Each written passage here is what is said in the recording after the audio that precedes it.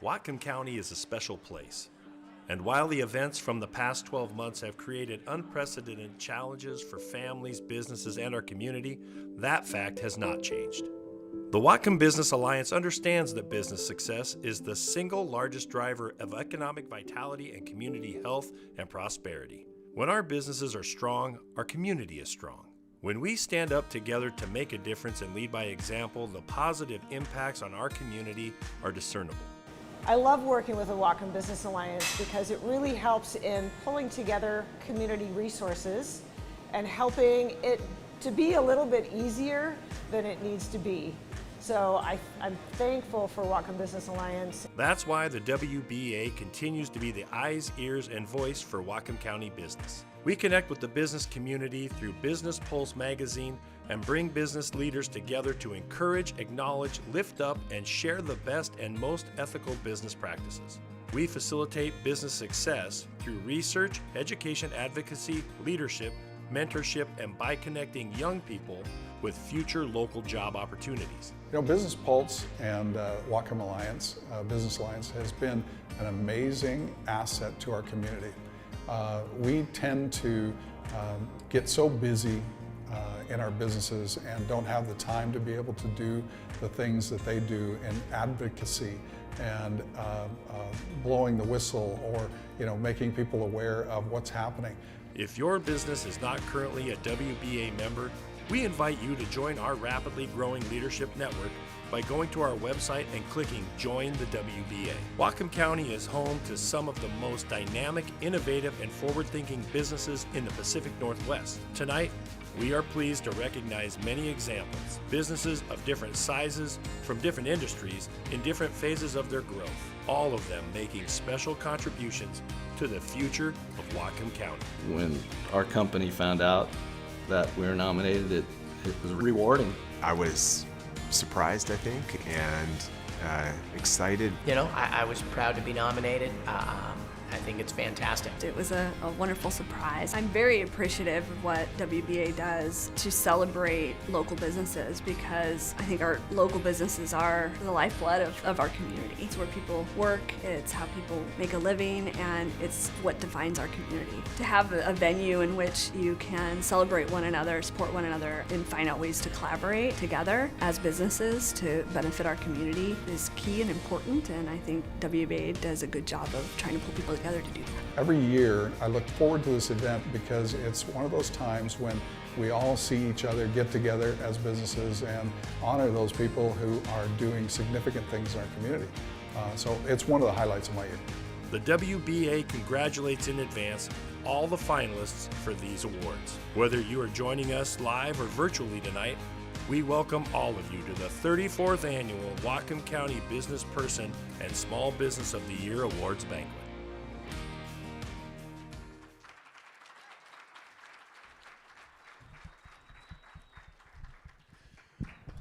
Well, welcome everybody. I can't tell you how pleased I am that you're all able to make it here tonight, how pleased we are that we're able to actually put this event together.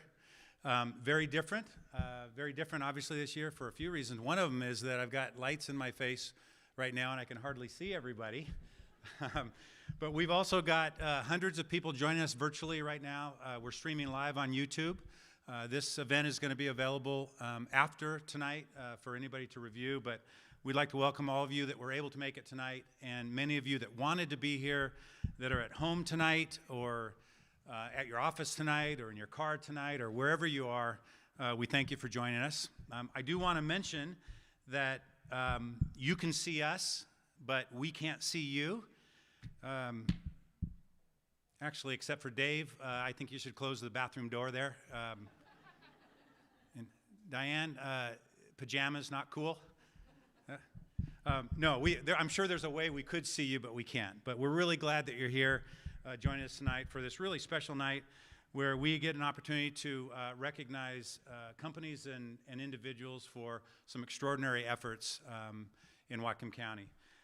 I'm Tony Larson. For those of you that don't know me, I'm the former publisher of Business Pulse magazine. I'm the founder of this event. I am the founder and former president of the Whatcom Business Alliance, and I'm currently a WBA board member. And the reason I wanted to share who I was, for those of you that may not know, is I wanted to share a little bit of history about this event. And my history goes back to the very beginning. So I wanted to, this Business Person of the Year event, it mentioned that this was the 34th annual.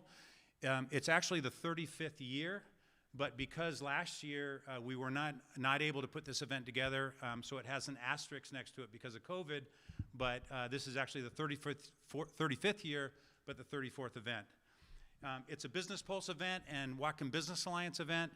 And for those of you that aren't aware, Business Pulse was founded back in 1975. Think about that. That's 46 years ago that Business Pulse first started publishing. And it came forward from a community group, a group of business people that did it as a project because they thought there would be some value in bringing the news and the people and the trends and the issues that are shaping our local economy, and there'd be a way to communicate and bring the business community together. So 46 years later, here we are. The first Business Person of the Year was actually the brainchild of Gerald Barron, who was the publisher of Business Pulse at the time. And what he thought is, let's start identifying and lifting up people in the community that are doing good things. So what he decided to do as the publisher of Business Pulse magazine at that time, he decided that they would choose it themselves just based on their criteria. They got a group together and they chose the editorial panel. And that very first year in 1986, Don Hagen from Hagen Foods was the first Whatcom County Business Person of the Year. And a couple years later, I joined the organization fresh out of college, 1988, and I recall that year we did the same thing. 1987, there was a person named Business Person of the Year. It was Dick Metcalf from Metcalf and Hodges accounting firm. In 1988, when I got there, I remember being involved in the conversation. And for those of you that have been around that long, in 1988, what was happening is there was a major event that was going on in Whatcom County, and that is when Whatcom County earned the right to be the southern terminus of the Alaska Marine Highway System. So as a result of that, Mike Brennan, who was the executive director of the Chamber of Commerce, was recognized as the Business Person of the Year in 1988. So that was my first year there. I started in June of 1988, and my thinking was that, wow, there's excitement associated with that event, but what if we got everybody together and we shared? Because part of the idea, as we all know, when you focus on things and you lift things up, you get more of it. When you reward things, when you recognize things, you get more. When you penalize it, you get less. So why not recognize people that are doing great things in the community? So in 1990 was the first time that we actually put an event together, and interestingly, it was in the what used to be the Best Western Lakeway Inn, which is now 4 Points by Sheraton. And I remember that because we were doing it in January, thinking that Business Person of the Year, fresh after the year, we would recognize people from the year before. And for those of you that don't remember, January of 1990, there was an extraordinary snowstorm in Whatcom County, and half the county was out of power. And so we literally had people that showed up that were being recognized that said that they were shaving with a flashlight at home before they got there. There was half the people were there. Virtually anyone in North County was unable to make it, but that was our first event. And at that event, we decided that we would add a few categories. So we added a category for Startup Business of the Year because we knew that startups today are going to be Whatcom County's future. You know, so we wanted to recognize those businesses, those innovators that are starting and getting things going, and we wanted to encourage them to do so, and we wanted to encourage others to do so. We also recognized that the Business People of the Year, at least the ones that we had been recognized previously, that was one category. And in certain circumstances, when your company or your organization is a little bit larger, you have the opportunity to do some things that maybe smaller companies don't. I mean, for all of you that have worked for a small company or have a small company now, I mean, it's difficult. It can be very difficult. You're in the grind, you know, you don't have time to sort of give back to the community and focus on some of those things that you may be able to do at a different phase of your business growth. So we added a small business category and started recognizing small businesses as well. And then finally, we added, at the time, we added what we called the Lifetime Business Achievement Award. And we did that because we recognized that there were people in the community that had already made major contributions, and they really laid the foundation for the rest of us to follow. And the criteria that we used there is we decided that we were only going to focus on people that were living as of that point and forward. So we didn't go back and look in history and talk about the history of Whatcom County and Whatcom and maybe what Mr. Larrabee has done. And there are others that are icons in Whatcom County business history, but we decided to start then. And our first one was a company that had been around at that point for over 100 years.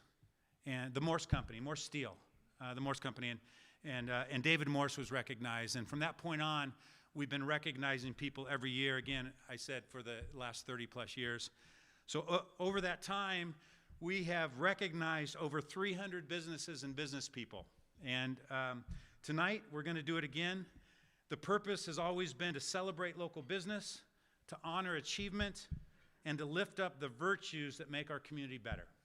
That's what this is all about, is recognizing things that are good, rewarding things that are good, lifting them up in front of people and recognize them so that we'll get more of those. And that's what we're doing tonight by honoring all the finalists that have been selected tonight. So as we get started here, can we just recognize all the finalists this year for all these awards that we'll be recognizing tonight?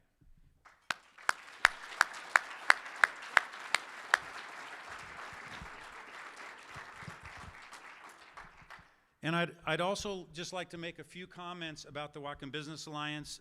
You saw the video. I mentioned I'm the founder of the Whatcom Business Alliance, and I say that. Let me push that a little further. But what I wanted to do is just say that the Whatcom Business Alliance was founded 9 years ago, and it was really founded as a business leadership organization. And as I said before, the whole idea was that we organize business leaders who want to make a difference.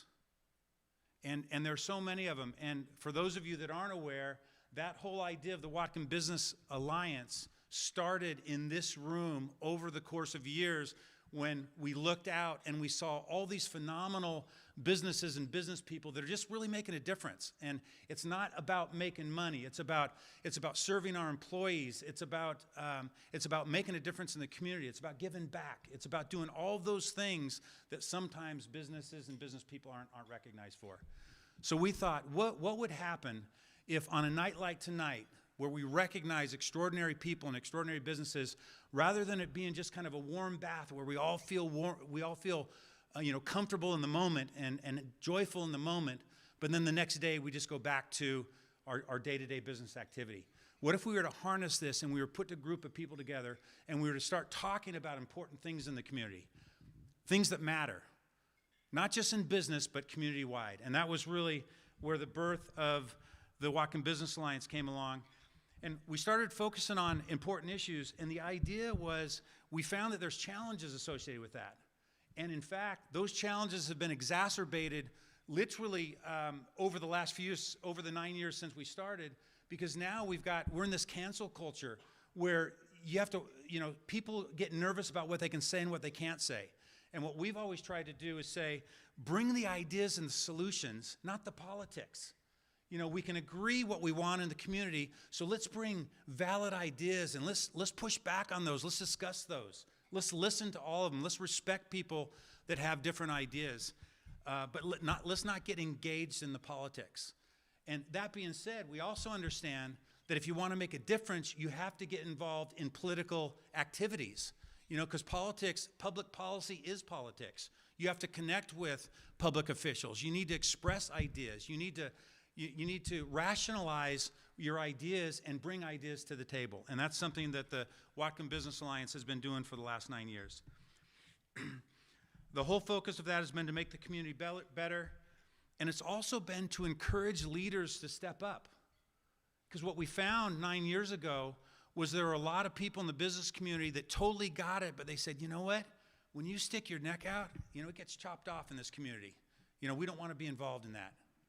And so what we said is, wait a minute, we're going to have everybody step up. We're going to create an organization that will step up on your behalf, and you can become part of that voice, and you won't be alone. There's strength in numbers. We'll be a voice for the community, and that's what we wanted to do. And that's never been more important than it is today. I mean, think about it. What we've been through this last year, as I look out, this is the first business event that's taken place over the last year in Whatcom County. I was talking to Nicole Newton, who's the general manager of Semiahmoo. She's a Whatcom Business Alliance board member. And she said they did one wedding that was at capacity. And tonight, for those of you at home, we were at absolute capacity that we can have based on the state rules here in this facility. But it's 1/4 of what we would normally have here. And this is the first time that we've done this, and isn't it needed? Connecting, getting together, having conversations, it is. So we want to encourage leaders because it's not just leaders in business. We need leaders in our businesses and our business organizations. We need leaders in our families. We need leaders in our schools. We need leaders in public office. We need them everywhere. And it's serious stuff. We need people to step up, to be bold, to be courageous. And that's part of what we want to do. And that's part of what the WBA is about, is to grow a group of leaders who want to make a difference in the community. So I know that the video said if you're not a member, join our growing leadership group. And I would just really encourage each and every one of you that if you have not, through your business, that you join the WBA, you support Business Pulse, and you engage in that way. And I can tell you from my experience, I've certainly had an amazing experience over the course of the last 30+ years meeting leaders in the community and really getting to know them, understanding where their hearts are and what they do. And I couldn't be more proud of this event as a result of that, because I know that we've got some real special people that we're recognizing. And that being said, I'd like to transition just a little bit and just mention our sponsors tonight. We're going to do this in a little different way, a little more subtle, because just to avoid as much interaction. But what I would like to say is without our sponsors, this event would not be possible. And I'd like to thank Heritage Bank, Heritage and their team. They're joining us tonight. Tradewinds Capital Management, Brian Engerbertson and his team are here tonight. Larson Gross. Larson Gross has been a sponsor for, I was going to look it up today. I didn't know. I'm thinking close to 15 years they've been a sponsor. Kelly Visser, thank you. Jordan Headink and their entire team. Saturna Capital, Jane Carton, John Overturf, and actually Nick Kaiser, who was a Business Person of the Year years ago and actually won the Lifetime Achievement Award as well. And I actually called Jane a couple weeks ago, and Saturna is not here tonight, and they're not here because I called them because we had some capacity issues, and we wanted to make sure that all the finalists have seats here tonight. So I asked her if she would donate her table and not join us tonight. And I know her well enough where I could do that, and she, of course, was very gracious, and she did that. But thank you, Saturna Capital. And then finally, I would also like to thank Semiahmoo Resort-Golf-Spa, Nicole Newton, Desi McCoy. Great job tonight. We're glad to be back, and our hope is that by next year that we will have this place packed. So thank you very much to all of our sponsors.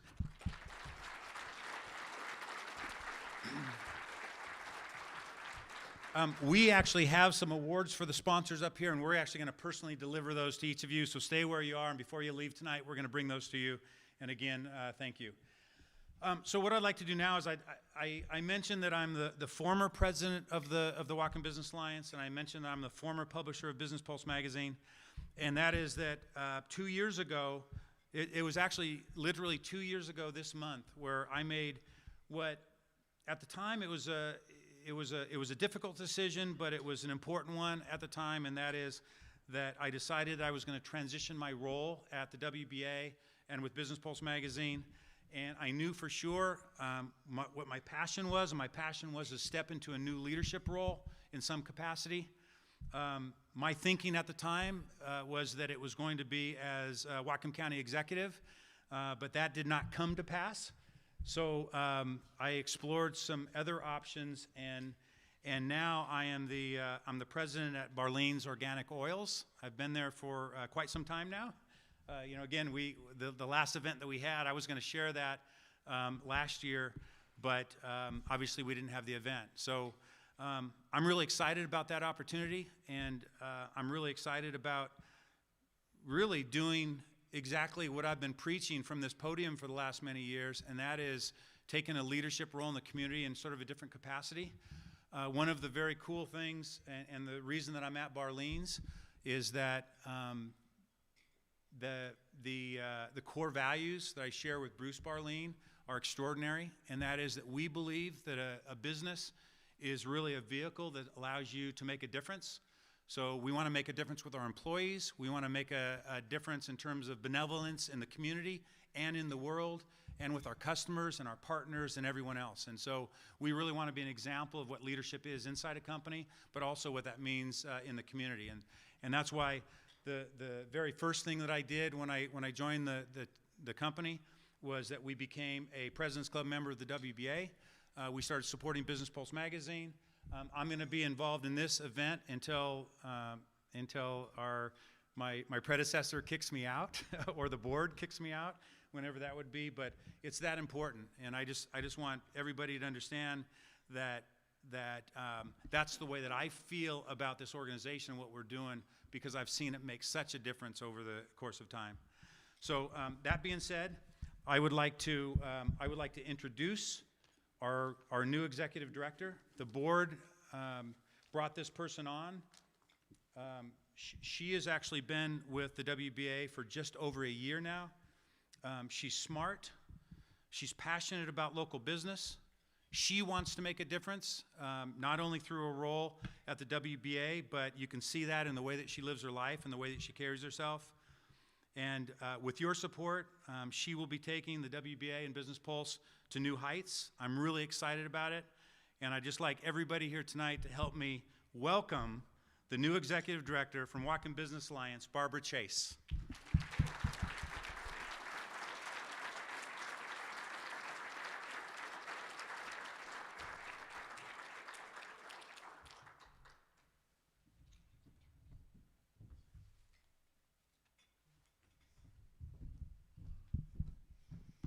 Wow, thank you. I'm honored that the board chose me to be the executive director of the Whatcom Business Alliance. And I just do want to say welcome. And again, thank you everybody for being part of the WBA's and Business Pulse, now 34th annual Business Person of the Year event. The commitment that our business leaders have to building a prosperous future for Whatcom County is on display here tonight. And we are so proud and thankful to have you all here. We believe success is the single largest driver of community prosperity, which is why we focus our efforts on facilitating that success through advocacy, research, education, and job opportunities. By creating a strong network of leaders like yourselves, the WBA provides our business community with a relevant, nonpartisan, and influential voice on the issues that impact the quality of life for everybody here in Whatcom County. However, we wouldn't be here today without the effort of one individual. And Tony thinks I'm going to go on about the WBA, but I'm not. I'm going to go on about Tony Larson. In 2012, as the economy continued to regain its footing after the Great Recession, visionary Tony Larson stepped into the arena and made a bold move on behalf of Whatcom County. For those who knew Tony, that came as no surprise. As former owner of the Bellingham Bells, Tony was familiar with the literal arena, but Tony's willingness to step forward didn't begin or end with the ownership of the Bells. Tony has always stepped into the arena for Whatcom County. In 1990, Tony took over Business Pulse magazine, which over 30 years later continues to be one of the best regional business publications in the entire country. He provided editorial vision, savvy business skills, and a deep love of our county to create a magazine that has given our business community a voice for more than 4 decades. Tony has also stepped into the arena as an elected official and a candidate for office, providing a platform for the business community that is badly needed in government today. He recognized that business leaders can't sit back and think they would be heard without effort. And in 2012, Tony stepped into the arena as the founder of the Whatcom Business Alliance.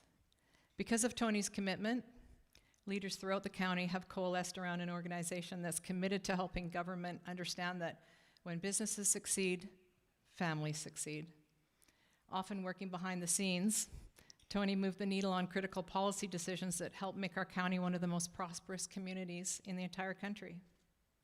And he did it all with a smile on his face and a spring in his step.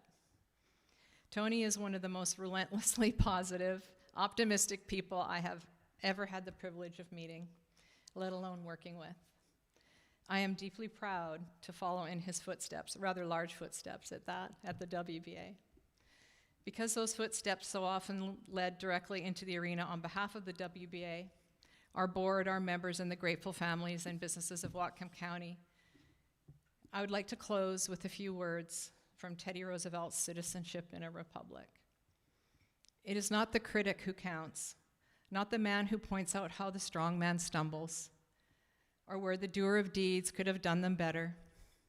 The credit belongs to the man who is actually in the arena, whose face is marred by dust and sweat and blood, who strives valiantly, who errs, who comes short again and again, because there is no effort without error and shortcoming, but who does actually strive to do the deeds, who knows great enthusiasms, the great devotions, who spends himself in a worthy cause, who at the best knows in the end the triumph of high achievement, and who at the worst, if he fails, at least fails while daring greatly, so that the place shall never be with those cold and timid souls who neither know victory nor defeat. Thank you, Tony, for always stepping to the arena for Whatcom County. And thank you to the business leaders here tonight as we weave our way through this endemic. I like that word, endemic. It is the end. We ask you to join the WBA and become a part of our mission to make Whatcom County more prosperous for the businesses and families that have invested in our region. Our commitment to being an advocate and a resource for you and your team is stronger than ever. Ladies and gentlemen, please join me in a heartfelt round of applause for our founder, Tony Larson.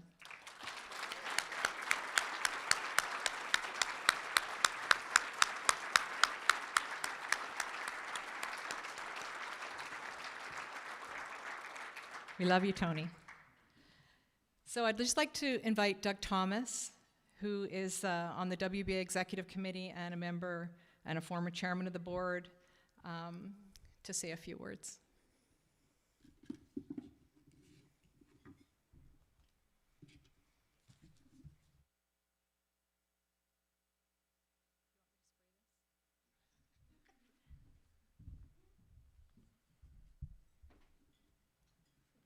Good evening.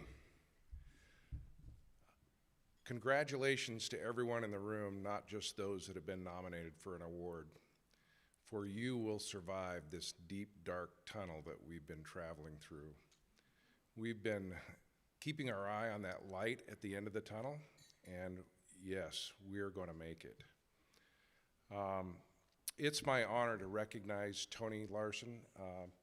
Tony, you and I were together at the Lummi retreat when we first decided how we were going to put the board together and what kind of rules and protocols we were going to put in place to make sure it didn't slowly over time marginalize itself. And many of those things that we put in place have been very solid for us. I'd like you to come to the stage, if you would, for just a bit. But if it came along, everyone that knew him knew which side that he'd be on.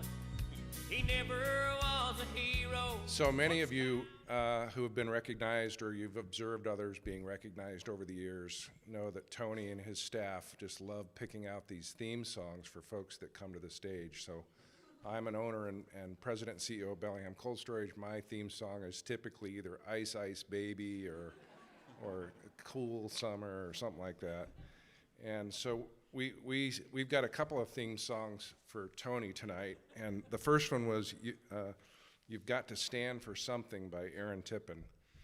And couldn't be more appropriate, I think, because as has been stated a couple of times here, Tony, over the last 30 plus years, has stood up to and stood for all those things that are right, that are just, that are practical, that are common sense. And he's that guy on the playground that stood up to the bully that was always picking on those least capable of defending themselves.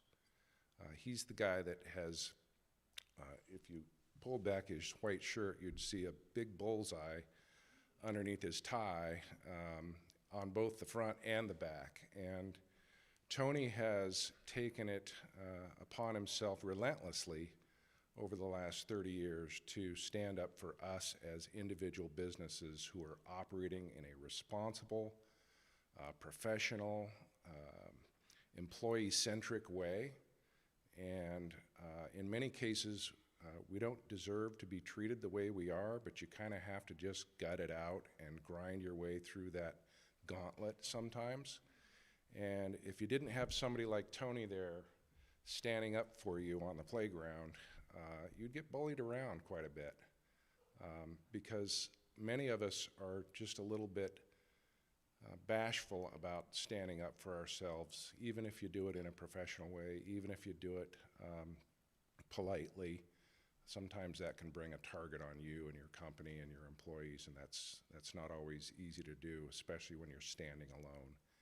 We think the WBA gave us that strength in numbers, as Tony talked about, because there was dozens of us 9 years ago that were feeling that, like we'd like to stand up for ourselves, we're bashful about doing that, we're afraid that it might bring other not so good things to our organizations. And I couldn't be prouder to be engaged with a bunch of professionals that are fair and honest and want good things for this community, and are operating great companies and treat their employees well, and bringing those folks together really gives us a lot of strength. Part of the reason that Tony isn't afraid to stand up to bullies is because he knows that his positions are based on facts and not drama or not exaggerated. He also, as I said, represents himself in a manner that is professional, and when you do that, you tell the truth, it's easy to remember the truth rather than what you said last time you said it. And so when you carry yourself that way, you don't need to apologize for having carried yourself in a professional way.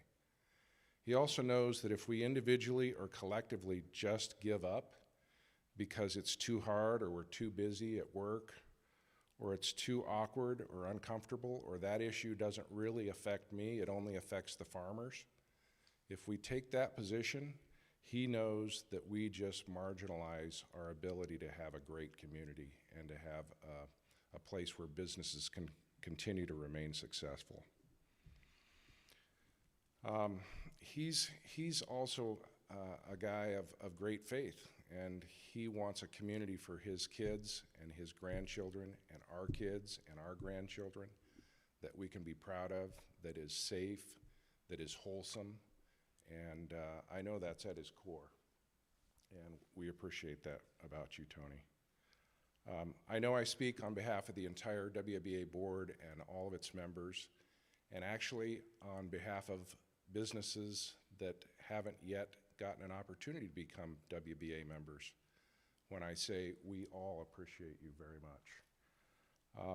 Tony has a staff, and that staff has changed a couple of times over the years, but one thing that I've seen in my 9 years on the board is that he treats everyone like family. He treats us as business leaders like family, and that's just an awesome attribute and quality. We have a little gift we'd like to present you, Tony, that you and Danielle might be able to imbibe on when you get a quiet moment. Thank you, Barb. Just a few bottles of some nice wine there for you.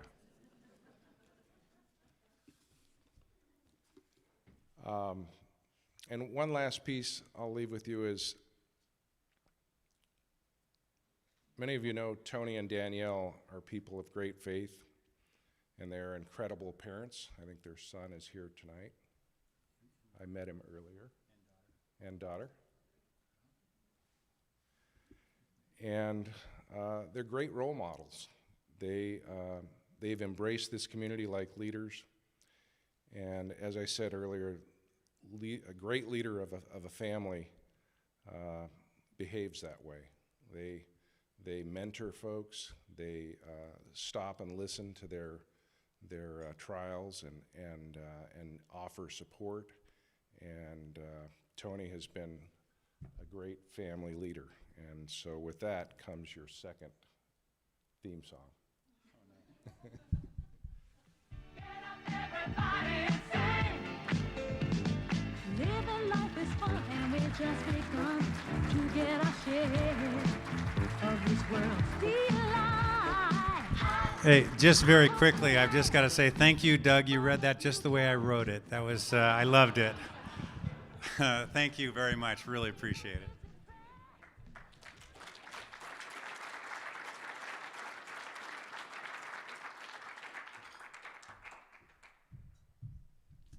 Surprise.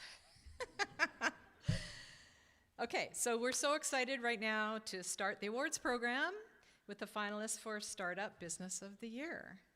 Here to introduce the finalists is CJ Seitz, Director of the Small Business Development Center at Western Washington University. With an MBA and over 20 years of experience in both nonprofit and private sectors, CJ's passion and extensive knowledge has assisted over 300 businesses, generating over $10 million in new investments for Whatcom County. Ladies and gentlemen, CJ Seitz.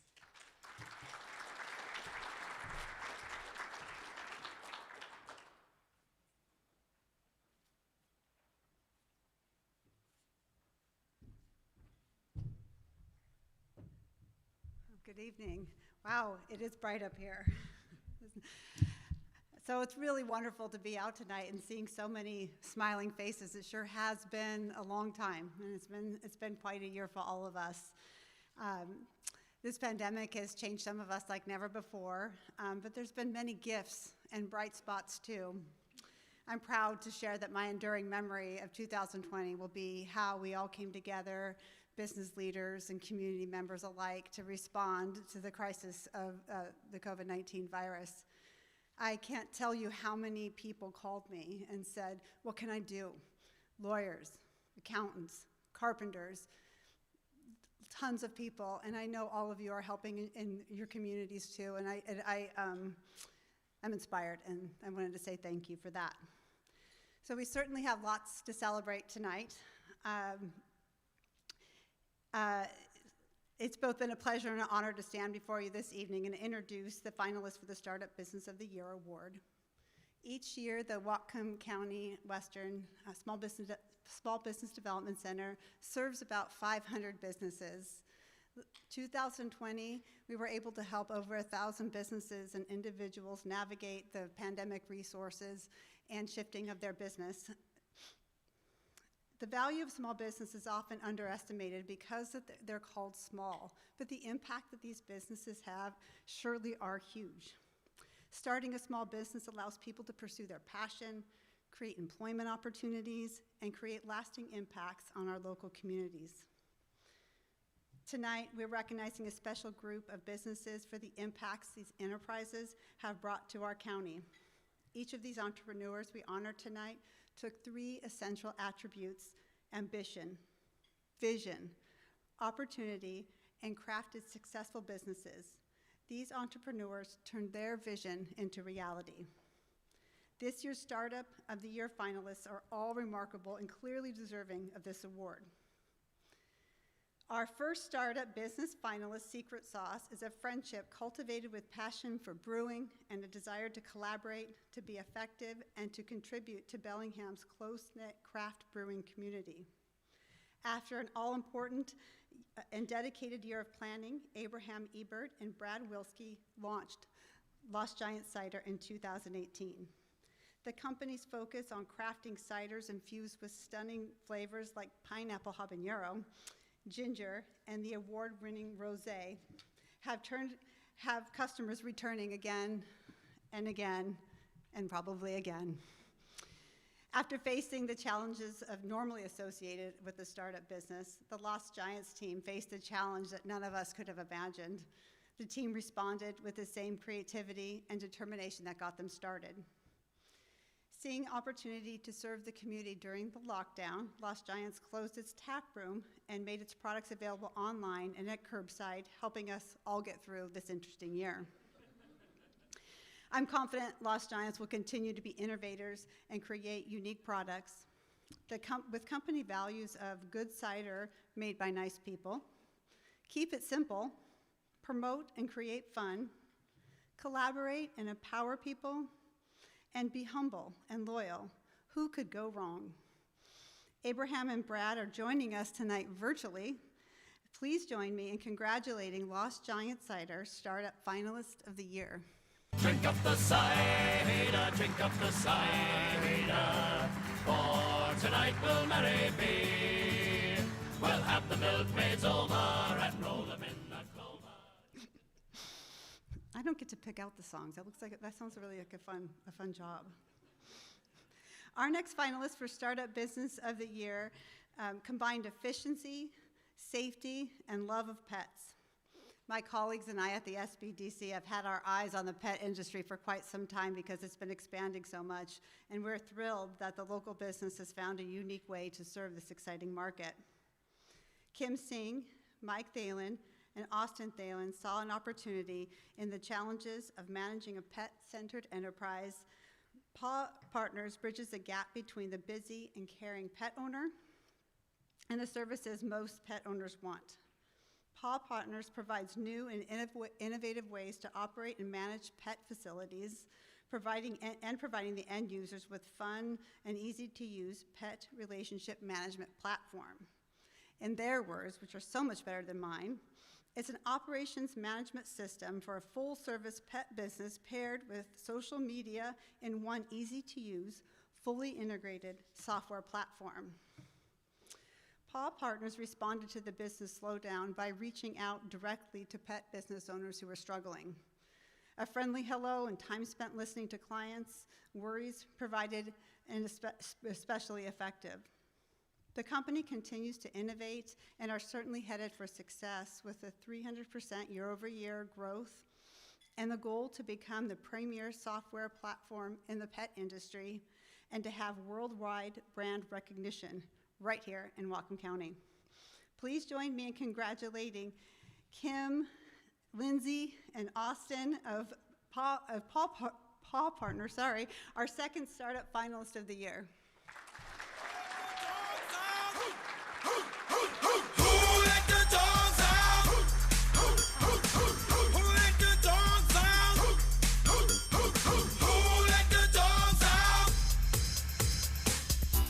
Was nice, the party was pumping. Hey, yeah. And everybody having a ball. Until the fellas started name calling. And the girls respond to the call. I have a poor one shout out. Who let the dogs out? Who let the dogs out?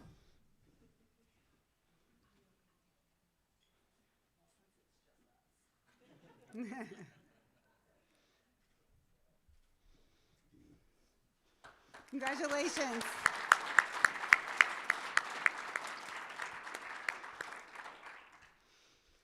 Our next finalist did what some of the most successful entrepreneurs do. They discovered an unmet need, which in our world is super an awesome opportunity, and created a solution.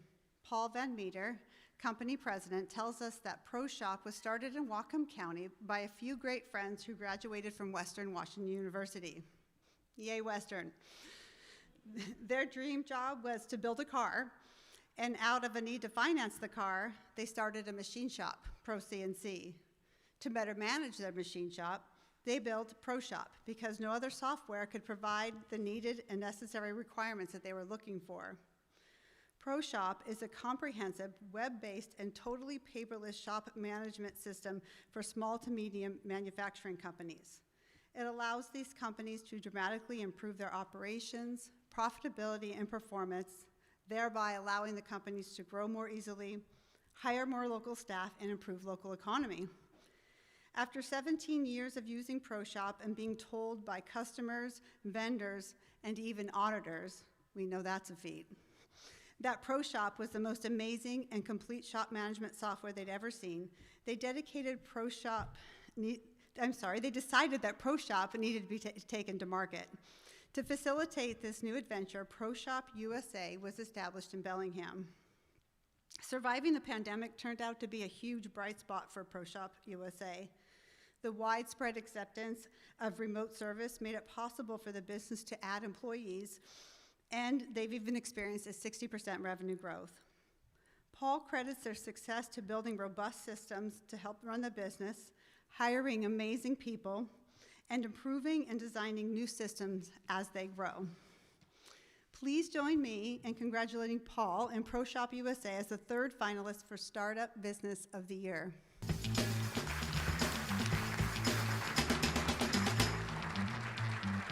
A little less conversation, a little more action.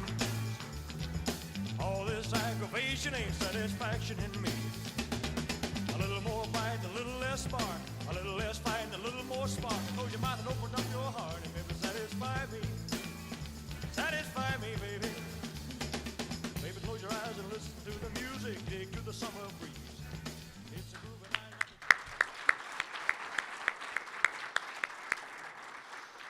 I think next year we should add a small dance component to those songs. I was thinking about that as we heard Tony's "We Are Family" song. Our fourth finalist is Jeff and Gray Mason. They started the Lean Systems after 20 years incubation period, working in corporate America, learning from experiences with firms like Boeing, Microsoft, Chase, and Capital One. Their inspiration to start their new business is something that we hear often at the SBDC. They wanted the ability to control their destiny and to bring services to the market in a more agile and adaptive way. After seeing Lean Six Sigma being embraced and implemented with a great number of global industries, the founders believed it was time to make their move. Lean Revisions is a Lean Six Sigma training and consulting organization that focuses on helping companies streamline and optimize end-to-end business processes. Their methodology, executed effectively, results in real bottom line savings, increased margins, employee retention, improved operations, and loyal and satisfied customers. Jeff and Mason tell us that their success is due to something that might sound familiar this evening. The one thing Lean Systems would tell anyone thinking of starting a business is to surround yourself with the right people in the right positions. Listen to their ideas, empower them to succeed, and most of all, treat them with respect, and that will lead to success. They also told us that it doesn't really hurt if you give them a piece of the pie, like bonuses and incentives. Please join me in congratulating Jeff and Mason and Lean Revisions Startup Finalist of the Year.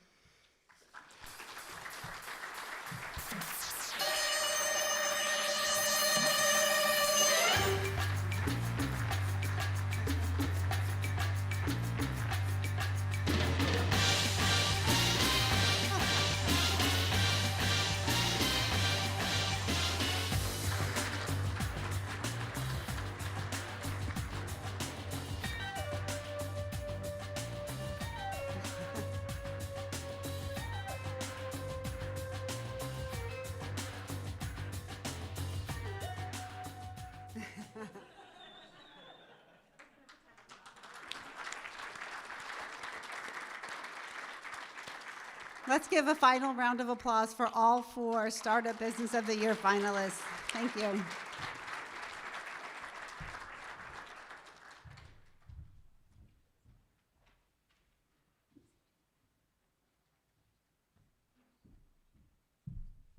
Hello again. Ladies and gentlemen, we now present the Small Business of the Year finalists. We introduce our first finalist, Ecotech Solar, who installed its 1,000th solar energy system and has strong momentum going into 2021. And we have a video for Ecotech. I'm Dana Brandt. I run Ecotech Solar. We design and install solar electric systems for people's homes and businesses, allowing them to make their own electricity. It feels good sort of across the board in terms of, you know, we're saving people money, we're helping to make their own clean energies. You know, I was laughed at when I told people I was going to start a solar business here in Whatcom County. But it turns out that we really have, we have way more sun than it feels like we do if we look at things on an annual basis. Over the last 15 years, it went from solar can't possibly work here, right? To now there's enough solar installed throughout the county. You drive around, you see solar panels everywhere, that the conversation starts from a really different place now. I'm Wes Herman. I'm the owner of the Woods Coffee, and Dana and I go back quite a few years. Dana and his crew worked on our Boulevard Park location and covered half of the building with solar panels. Dana is a great example of someone who not only grew up here, but honed his craft and has become a leader in his own industry. I really believe that Dana has nurtured and massaged an environment that makes it easy for us to give feedback and display some of our failures quickly so that we can learn lessons from that. I initially got into renewable energy with the vision of bringing power to people that don't have it in other parts of the world. After grad school, I moved back home here and needed to pay the bills and get experience so that I could be able to do that kind of work, and so started Ecotech as a way to do that. We installed a system in Haiti for an orphanage down there a few years back, and I was in Indonesia a couple of years ago working on a project that brought power to 1,000 homes. That's still work that we're really passionate about, but our day-to-day is right here in Whatcom County and powering homes and businesses here. He trusts everybody to work hard, and if they had a question, come to him, but it's not, the first thing I noticed, it's not a top-down, you know, do as I say, it's hey, I trust you to do your job well. As a boss, I think the biggest strength is that trust. I think we're going to keep growing with the need and interest in solar energy. Our focus really is here. We don't have designs on becoming the biggest solar contractor in the world. Whatcom County is home, and this is where we want to focus, and we want to continue to use our expertise and our resources to support the local community as well as serve folks in the developing world. Ladies and gentlemen, please honor Ecotech Solar. Dana. Here comes the sun, here comes the sun, I say it's alright. Here comes the sun, here comes the sun. Go down in front of the business boss here. Next, we congratulate Simplebox, who instituted a profit-sharing model that invested employees in the business's success. Ladies and gentlemen, Simplebox.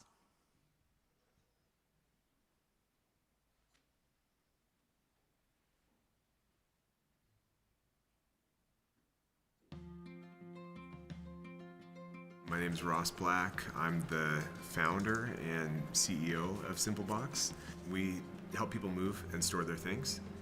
We do that by selling and renting portable storage containers. We can modify them by putting doors and windows and make it more functional. In 1997, I was a senior in high school and had this idea of turning this warehouse space into mini storage. Of course, I wasn't even 18, so I wasn't allowed to even get a loan at that time, but my dad didn't tell me that. So he just had me go and do these bank presentations, and I had a Mustang, a 1968 Fastback Mustang that I'd worked from the time I was 13 to save up for it. And finally met one banker. He said, hey, if you'll sell your car when you turn 18, I can do a loan to kind of match those funds. I mean, we've kind of faced a variety of things. Just securing good supply has been a challenge at times. We've seen construction industry go through ups and downs. Keeping trucks on the road in good shape, drivers just well equipped and supported. He is just so generous and very kind-hearted, always thinking of other people before himself. Ross is a busy guy. He's constantly wanting to push to improve, and he's never satisfied with how things currently are. He's always moving ahead. We're in the business of helping. So when we had the big flood, Sumas, of course, as you know, was hardest hit. We're in the business of making a difference. We take 30 minutes every morning to have our whole team just on the same page and even hear from our drivers so that we aren't kind of out of touch. Just everyone seems to really care about each other and wants this company to do well, and I think that stands out definitely. We're really working to just eliminate the waste that we have in our own processes. We're local, we're professional, and we're kind.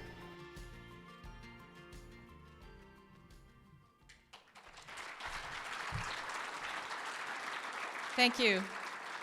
Congratulations, Simple Box. Come on up, Ross.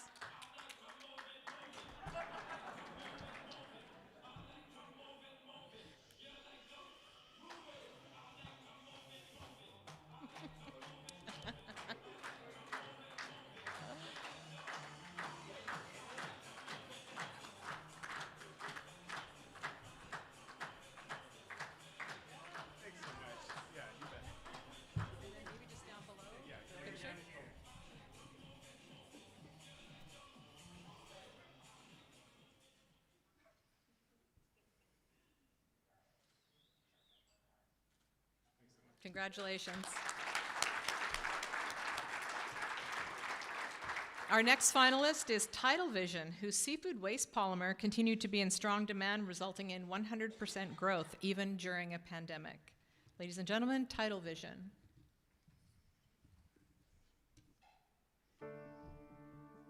I grew up in the seafood industry in Alaska and grew passionate about seafood byproducts because it's the only industry with a major biomass where we're still throwing away up to 1/3 of the fish or crab. Had an uncommon interest in chitosan. We've got a green process that we developed. We upcycle crab shells, a commonly discarded byproduct of the seafood industry, into a biopolymer called chitosan, and then we take that chitosan and we make ready-to-use liquid chitosan solutions for our industrial customers. So chitosan's the only biopolymer in the world with a really strong positive or cationic charge.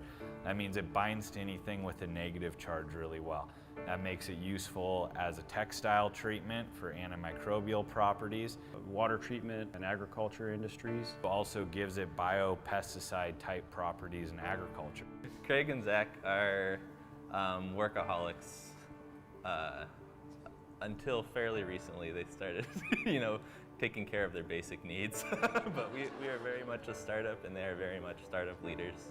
We've had, I think, some additional kind of unique challenges because what we're doing is really new in the industries that we're participating in, and so there's all sorts of things like regulatory challenges, for instance, that you don't really think about when you start something like this. It's been great. It's been a wild ride with them. Been through a lot of dynamic shifts, through a lot of ups and downs, and we all continue finding a way to make it move forward in a positive way.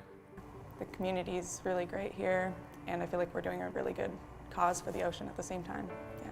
Some days, are longer than others. Some days are messy, some days are rough as far as the work goes, but scientifically there's something cool going on, or that we're figuring out new ways to make product. We're really happy to be here in Whatcom County. Some of our local customers are in the stormwater industry, and in stormwater runoff before it reaches Puget Sound or a local body of water, you need to remove any hydrocarbons or heavy metals or other toxins. Chitosan allows those stormwater treatment companies to do that. So we're really proud of the impact we're making towards clean water and reducing waste for our sustainable seafood industry. Ladies and gentlemen, our third finalist. Come on up, Tidal Vision.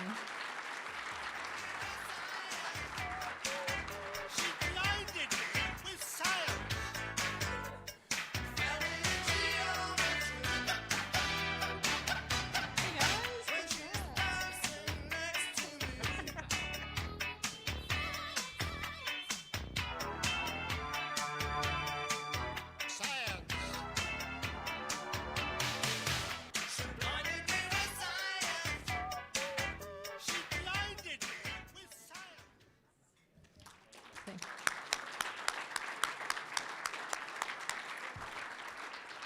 And last but not least, finalist is Vanderyacht Propane, who actually grew in 2020, which allowed the company to keep its entire staff and continue to serve a 4-county region.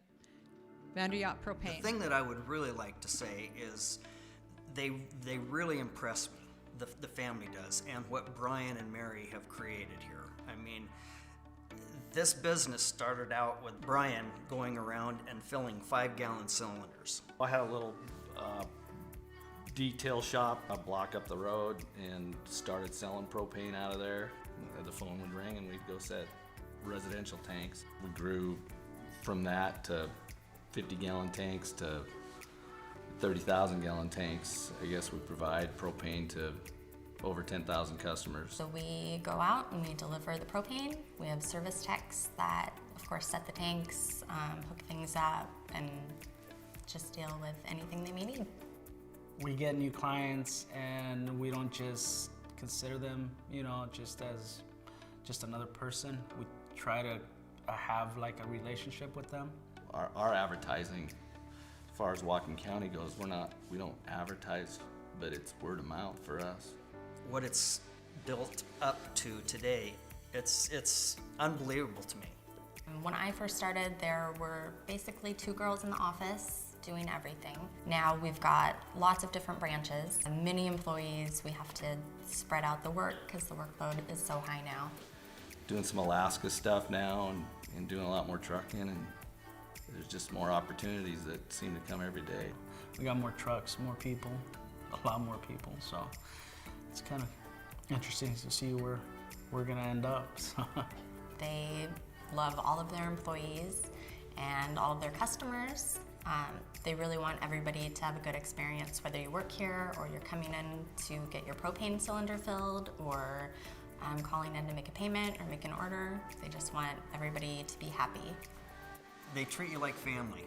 They really do bring you in and just, you're part of the family. Employee-wise, they've all seen the growth and seen what we've been through, so if they need off or go spend time with their families, that's what makes it feel more like a family to them. They're always there. Don't matter who it is, Brian, Denver, Drake, whoever, they'll come out and help out whenever we need them to, so yeah, it's kind of cool. I mean, the thermostat doesn't stop, and we just try to provide the best service of any other company out there, and hopefully if we got another 30 years, who knows where we're at.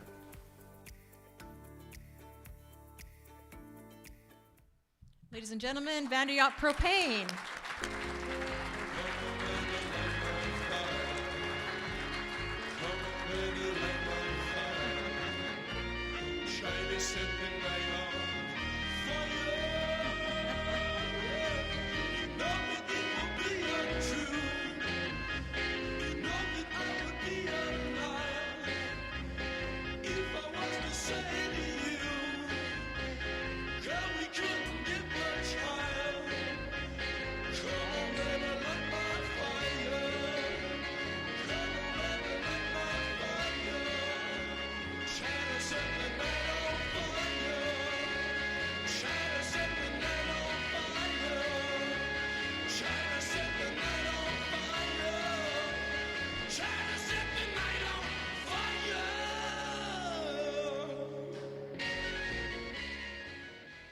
One big family.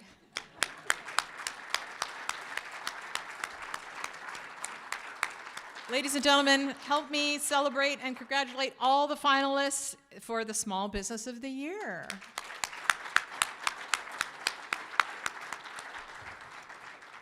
Okay, so moving on to our Business Person of the Year finalists now. Ladies and gentlemen, we introduce our first finalist, Stephen Bates, CEO of Hempler Foods Group, who helped the company navigate the pandemic and continues to be an important employer in Whatcom County. Lots more to come on that story, by the way. I'm Stephen Bates. I'm the president of the Hempler Foods Group, and then I work as the U.S. Managing Director for Premium Brands. I had met Dick Hempler in 1980, back when he had a retail shop. He had a small facility that made really great hams, bacon, sausage. They were well known in Bellingham. In fact, I think there's a lot of people who still wish that little retail shop was still open. It was a lot of fun. He was a mentor and he was an inspiration to me about the way he approached business. He asked me one day, he said, "You know, Steve, I feel awkward even doing this, but I have a family business that wants to be able to grow and establish themselves as a preeminent meat company well beyond where we are now. But I need money." Don't we all? I need capital to do it. And I need the right strategic partners. Mr. Hempler and I partnered up with Premium Brands, and we all went together to build the facility that we're in right now. And we also are looking at different groups to partner up with that are from different places in the United States that have regional geographic brands. Our vision is to grow organically, and we're going to grow through acquisition. He was my dad's best friend, and they had been business colleagues for a long time and then business partners. And my dad really treated him as a son or a family member. He has a big heart that he is always willing to help whenever there's a need. His leadership style is very hands-on and wanting to make sure that you understand the certain dynamics of the business, but challenging you at the same time. We want our company to outlast us. So really his leadership will take us into the future. There's 1,000 little things that have to go right in a business. And I was so thankful that this recognized that for the Hempler family and this business, that a number of things have gone right. Ladies and gentlemen, our first finalist, Stephen Bates.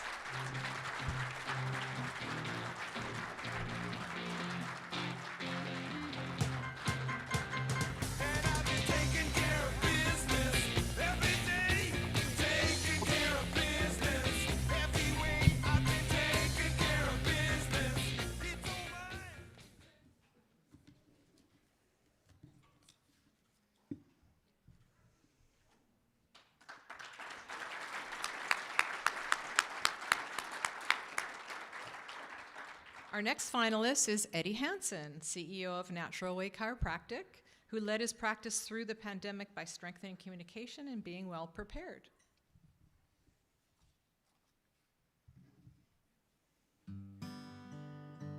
I'm Eddie Hansen. I'm the owner of Natural Way Chiropractic. We've got 7 clinics here in Washington State, and we really believe in raising the standard of chiropractic care. That's really what sets us apart. I graduated from chiropractic college in March of 1995, then started my office in May of 95. I was fortunate enough to share space with another chiropractor, Bob Baker. And him and his wife kind of took me under their wing and helped me a tremendous amount over that first couple years. At very first, you know, I kind of had a dream and a vision of it would be great to have multiple clinics. I'd seen medical doctors have multiple clinics, and my orthodontist growing up had a clinic in Linden. I would mentor the doc and then put that doc so they really had our standards of Natural Way in that facility where it wasn't me, but it was as close as I could get. Dr. Hansen's leadership style is very transparent. He'll tell you from the get-go again in an interview that you're going to know everything about the company. You're going to know that where you are, what your goals are. You know, we go through weekly stats and a weekly meeting with all 7 of our locations so everyone knows where they are.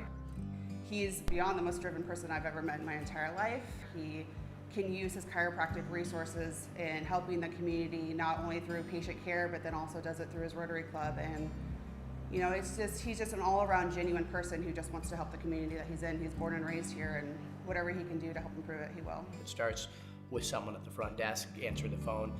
It goes to the doctor taking care of them, and then it also is that billing department. To me, I look at it as those three spokes in the wheel that all have to be working really well together. What's next on the horizon is we're definitely going to be opening up some more offices. It's hard and it takes time to find the right doctors that are going to melt with us and what we are as far as Natural Way. And so right now, that's what I'm doing, is looking for the right doctors, and then after we get them trained, then we'll find a location. Ladies and gentlemen, our third finalist, Dr. Eddie Hansen of Natural Way. Can't you see I'm burning, burning? Oh, doctor, doctor, is this love I'm feeling? Doctor, doctor. That's good. That's a good song. Our third finalist is Jennifer Kuchar, CEO at Whatcom Educational Credit Union, who has helped serve her community by offering crisis loans to individuals and funding $36 million of PPP loans, helping to preserve 5,000 county jobs. I started in the accounting department as an analyst, my background being finance and analysis. That's what I loved doing. I still love numbers. And that's really where I fell in love with the credit union mission, people helping people, and recognizing that I was part of something much larger than myself. When Jennifer became CEO, we were really at that crossroads of sorts of needing to evolve. Jennifer is a very well-respected and trusted leader. She's done an outstanding job leading WeQ the last number of years, and she's really positioned us for the future. One of the biggest obstacles, I'm proud of our organization, our employees, and our membership, is the changes that we've had to make over the last 3 years to convert to new technology systems. Technology is becoming so vital in making sure that people have the tools and resources to do their banking the easiest way possible. WeQ is a local organization, and from our board of directors that are members to our employees, I always say WeQ is our community. When we're here to do a good job. I mean, we bring our A game. We've got a lot of great work to do. The community and people that we serve need a lot, and they need us at our best. They need us to bring our best every day, and she role models that with her work ethic. We always say that we want to serve our grandchildren's grandchildren. That's the WeQ's mantra, and Jennifer, she believes in that wholeheartedly too. Through this leadership journey, I've had to recognize that I'm not going to know everything, that I'm going to have to face my fears, have some faith, and then believe in and trust others, and build a team. Unfortunately, Jennifer couldn't be with us tonight, and Jennifer and her team are attending virtually. So please help me honor Jennifer and her great team with a huge round of applause that they can hear at home.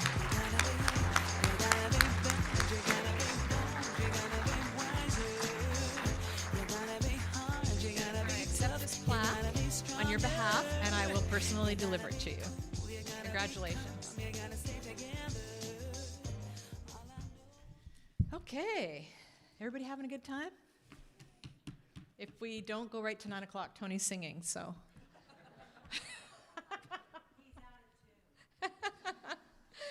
Okay, so to round out our finalists this evening, we introduce Murray Park, president of Transocean Products, who grew his team in 2020 while implementing health and safety protocols to help keep his staff safe.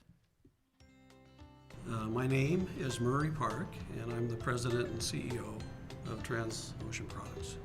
Transocean Products is a company that takes product from our sister companies in Alaska in the form of surimi block, and we turn it into surimi seafood products. We have our Crab Classic brand, we have seafood snackers, and a host of other products. I had worked for the ownership group, which is out of Tokyo, Japan, when I was up in Alaska in Kodiak.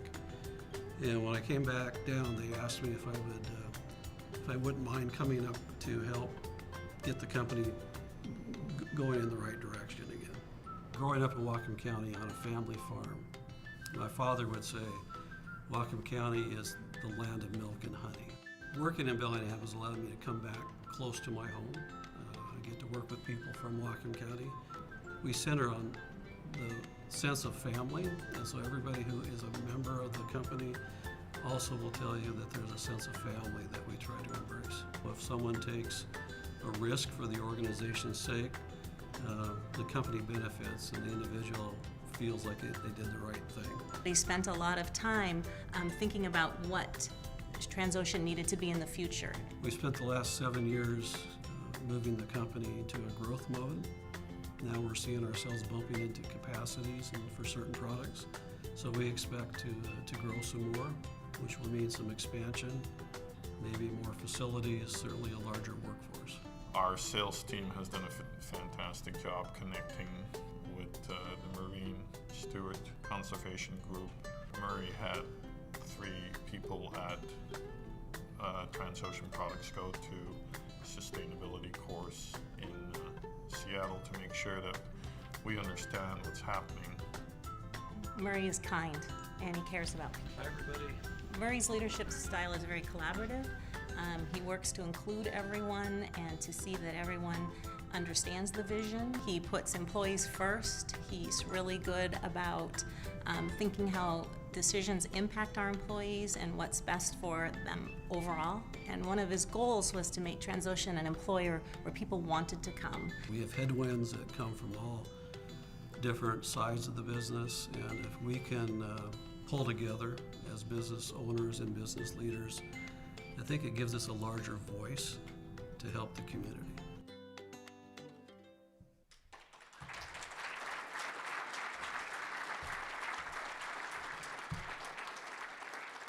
Whatcom County, where the crabby people live.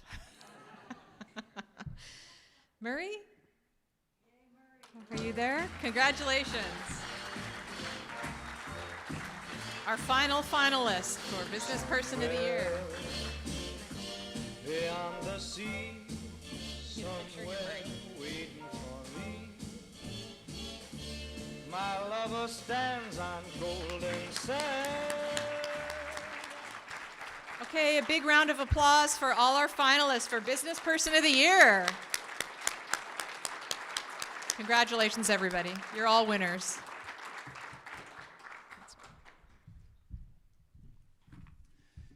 Now we've got a moment that's really special. It's I mentioned earlier a little bit about our Lifetime Achievement Award, and I was going through the list, and part of the idea is we've got a perpetual trophy here, and the idea that these names are going to outlast all of us, and we're going to be able to look back and look at those that sort of paved the way for us. And as you look through some of the names that are going to be winding on the screen here, just looking through, I mentioned David Morse earlier from Morse Hardware, Hank Jansen, LTI, which is now a global group of companies, Ira Yeager, who's still got the retail company that bears his name in the retail industry, really remarkable.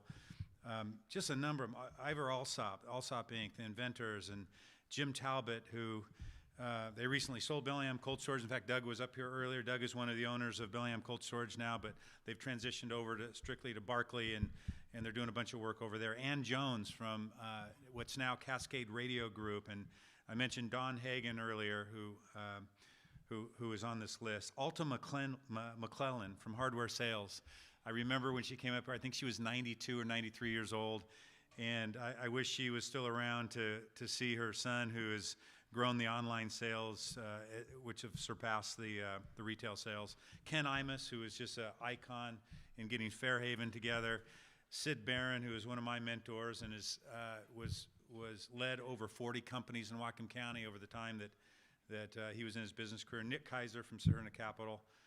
The very last recipient of the Lifetime Achievement Award was Grace Basari, who's just a wonderful woman, if you've had an opportunity to meet her, who built just an extraordinary company, the largest private company in Whatcom County that sold just a couple years ago.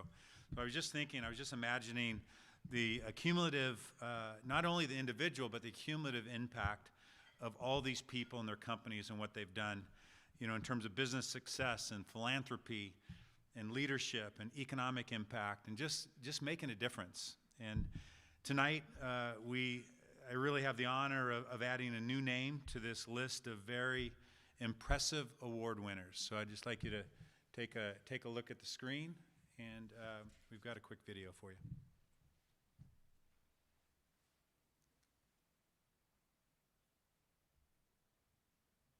My name is Marty Mayberry, and I'm the third generation of our family farm. The history of Mayberry Packing goes all the way back to my grandfather. They moved out, him and his brother Winfred moved out here in 1945. They planted strawberries and got involved in the strawberry business.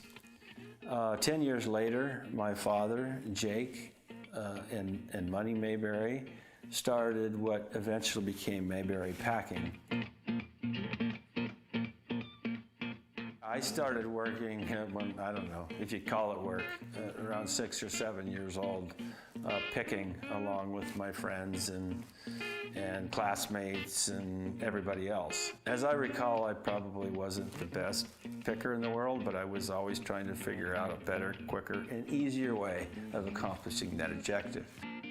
My dad was the basketball coach at Linden for 30 years, and I grew up in the gyms, and then summertime we'd pick, and we had up to 1,500 kids that we bussed in at the time. So it was, when you graduated to being on the trucks, it was a nice time, to have all the girls from all over the county come out and just kind of have fun getting to know them. The berry business is always in your blood, and when I went to college, I studied political science at Western, and the idea was that maybe I would go to law school. And I never felt really good about that. The best time I felt was when I came home for summer and was really passionate about the berry business. And I decided, you know what, this is what I'd really like to do.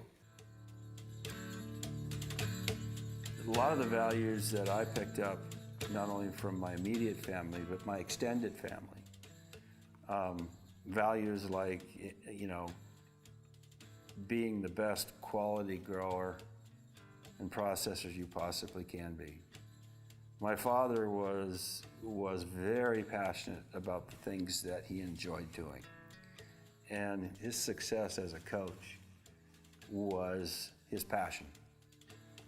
And he always used to tell me, he said, son, they're not going to care anymore about what you do than you do.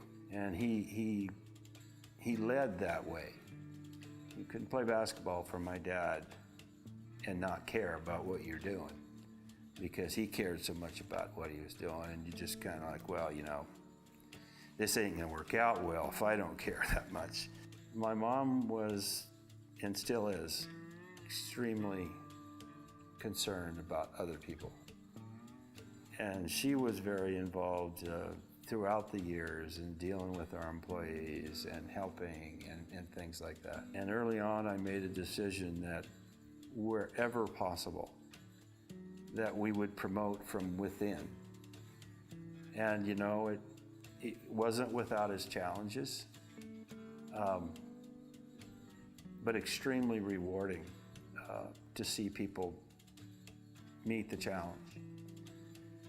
My dad's a very intense person. If he does something, he does it all out. There's no middle ground. And as it kind of relates to the business, I would say he takes that to a whole new level. He always has. Berries and farming, that's his passion. And not just in relation to our farm, but as far as farming and the sustainability of farming in Whatcom County. He's all about it. A lot of our guys that came to us years ago picking in the fields and now are managing, in some cases, up to 300 to 400 acres of berries, and are good at it, and that they are passionate about it, and they take ownership of what they're doing, to me is extremely rewarding. The crops we grow are very perishable. They're very subject to weather. Labor is always a challenge, getting the people here to not only pick, but ride the harvesters and do the processing. Marketing is a huge obstacle. Changing governmental regulations is getting to be a bigger and bigger challenge all the time. But what we do is never devoid of challenges. If things are going well in the market, the weather's crappy. So you continue to do the best you can until you can't do it anymore. Let's see, I've known Marty since 2008, so the last 12 years I've known Marty. And Marty is down to earth. He is definitely a people person. He cares about the people that work with him and people that are in his life. He's done a nice job building this organization from the ground up. He's seen a lot of changes over the last 30 plus years in business, and he's brought a lot of the people that were with him back 30 years ago along with him now to where he is today. What impresses me about him and the way he's handled the business is that he, as intense as he is about it, he is in it for the welfare of the people who work for him, not necessarily because he wants to buy a yacht. The guy shops at Goodwill when he does shop.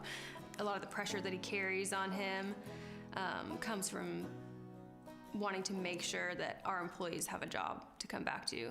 The business has been his life. It's a difficult time for him right now. He's transitioning from full-time and being in control of pretty much most things within the organization. He likes to have his fingers on a lot of different things, and he's shaped the company to what it is. So hopefully he gets a chance to enjoy his time and maybe pick up a hobby or two.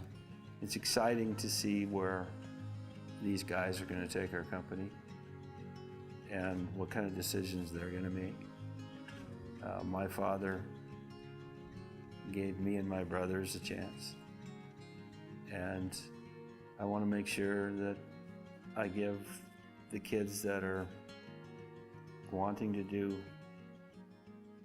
what I've done a chance to do it as well. We'll continue to have the challenges dealing with water supply in Whatcom County and all of the other issues that we face that, if they're not handled right, could destroy agriculture in Whatcom County. It's that serious. And so I'm very passionate about that. I'm passionate not only about our business, but I'm passionate about agriculture in general in Whatcom County. What kind of changes that this community could face if we don't make sure that we protect agriculture to the point where we can still be in business. I think it'll drastically change our community, the north part of the county. And anything that I can do until I don't have enough breath or they put me in a home, I'm still going to be an advocate for agriculture in Whatcom County.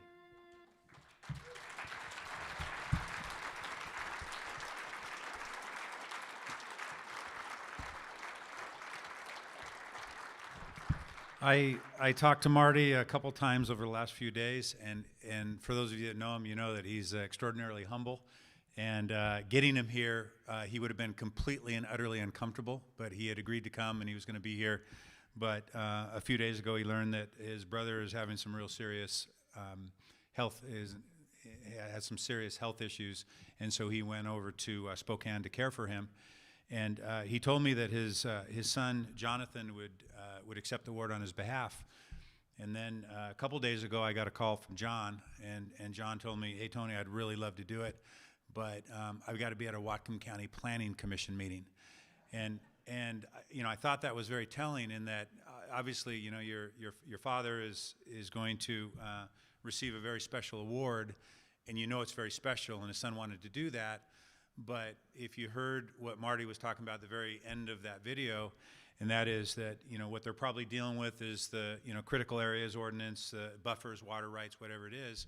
But they view it, and they need to view those issues as an existential threat, not only to their business, but the farming business and others as well. So as a result, here tonight to accept the Whatcom County Lifetime Business Achievement Award on behalf of Marty Mayberry, who I hope is watching from Spokane, is his daughter, Jamie Gunst.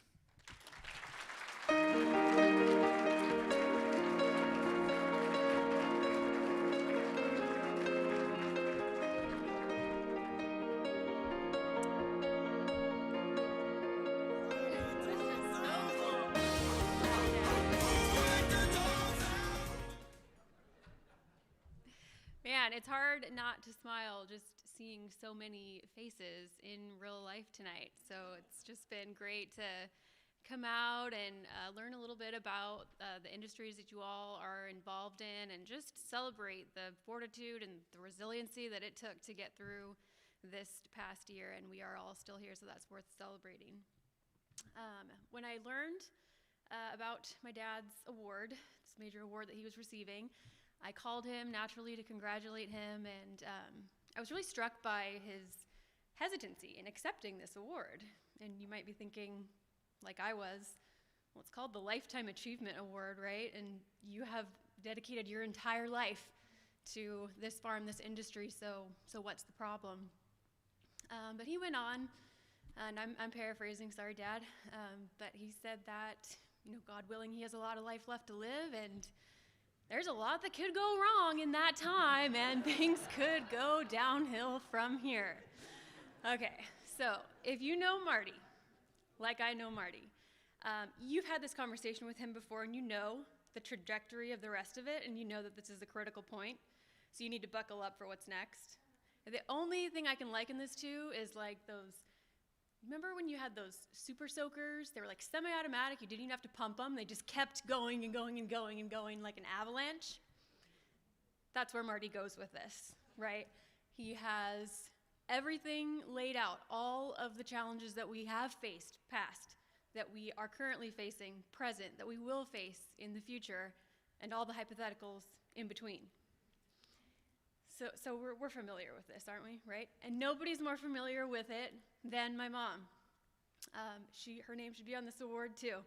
This has been her whole life as well.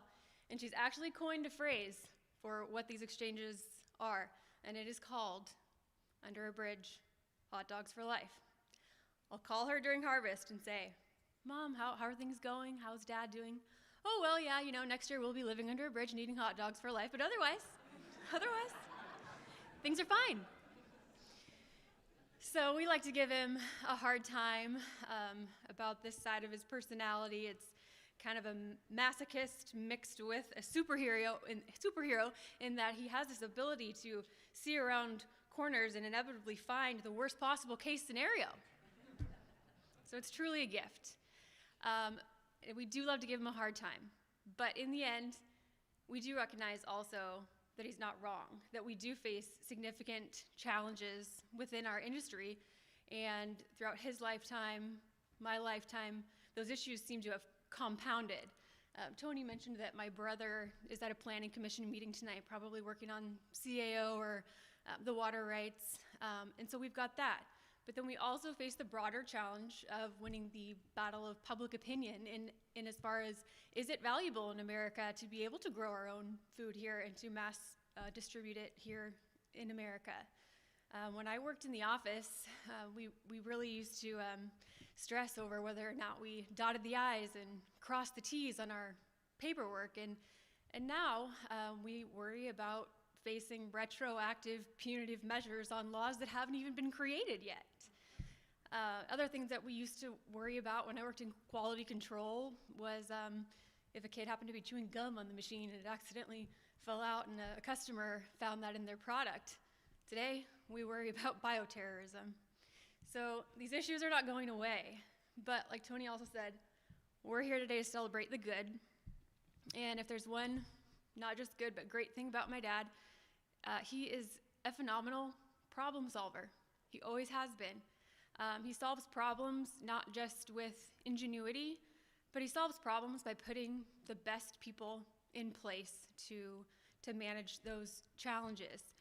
And we have some of those people here with us tonight, and the only thing that I can say about our employees is, second to their hard work, is that they have a familial type sense of loyalty to our company, and it just means the world to us. It really does.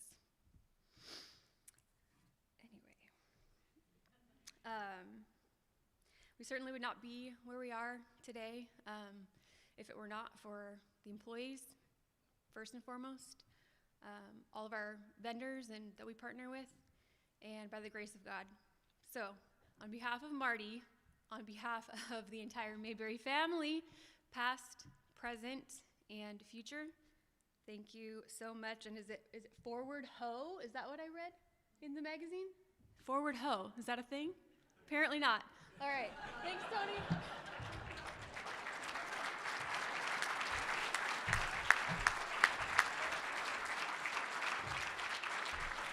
Congratulations, Marty. You deserve it.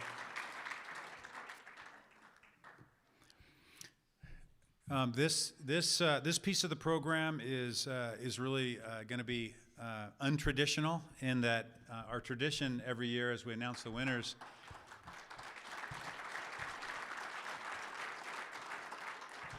Our tradition as we announce the winners is to have the previous year's winners come up and announce this year's winners. But because of capacity issues, we couldn't do that. And I've got to say, me doing it is, while I get a tremendous amount of joy of recognizing companies, this idea that we have to, you guys saw the videos, you guys heard CJ talk about the startup companies. I mean, to choose a winner out of these categories, it really just doesn't seem fair.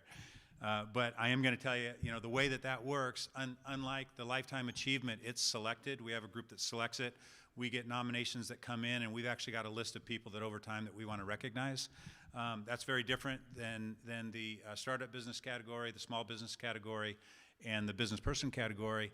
And that process is actually evolved over time, but we've sort of narrowed in, and it's really become really a phenomenal process. We have a selection committee that's made up of a number of people from business organizations. We've got insurance folks, bankers and accountants that we bring into that group because we feel like they've got maybe some proprietary information that they can't share and they don't share, but it helps us in the vetting. And they do the nominations, and then we open up the nominations to everybody. And so we get literally hundreds of nominations for these awards. And then we set up a selection committee after narrowing it down to finalists. We set up a selection committee, which is 100% private sector. It's typically made up of 8 to 10 people, and those people are, in many cases, previous award winners. And we go through all the questionnaires that all of the finalists have filled out and given to us. We do the profiles that you see in the magazine, and we allow them, because they're active in the business community, to bring any information that they're willing to share proprietarily with others, again, as part of the vetting process. And after a real robust conversation, there's a point system where people rank from 1 to 4, and number 1 gets 10 points, number 2 gets 7 points, 3 points, the next one gets 5 points and 3 points, something like that. But anyway, at the end, it literally is add up the points, and the one with the most points have the winner, or declared the winner. And even the group doesn't know who the winner is, because we have, I'm part of that group, and then we select a chair of that group. And so the chair and I know, and then beyond that, it's Randy and Kathy Cross, Laser Point Awards, who do the awards. And so this really, nobody here tonight knows who the winners are, but that is the process. So I'm just setting that up, because it's a really difficult thing to do. I did talk to the folks last year. Twin Sisters Brewing was, anybody know that company? Carolina Street. They built a facility, a meeting facility. What timing? COVID hit, and we know that the restaurant industry, that business was really hit hard. Fortunately, they had an outdoor area. That's Lauren DeMuth and Terry Green, and he said that over the course of time, they've probably fared better than others. They were down about 25%. They're really hoping that this summer is really going to turn things around, but they were really challenged. But that's the way it is, and what you find is that that's what businesses do really well is regardless of the circumstance, they're able to adapt, and they adapted. So normally I would ask them to say a few things about themselves. So that's me paraphrasing after talking to Lauren. But that being said, the winner of this year's Startup Business of the Year is Paw Partner.